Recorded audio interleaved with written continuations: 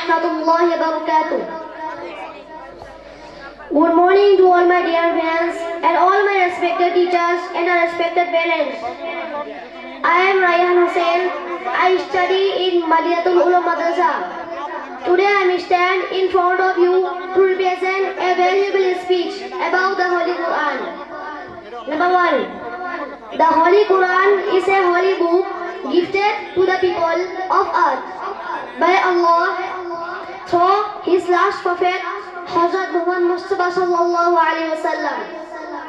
Number 2. Neither any holy book nor any prophet sent to the earth by Allah after the holy book Quran and after Hazrat Muhammad Mustafa sallallahu alaihi wasallam.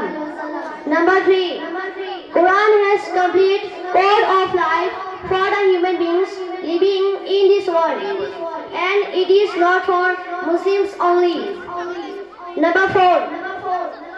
I swear to the God, if anybody follow of us this book, he and she don't need to ask anything from anybody.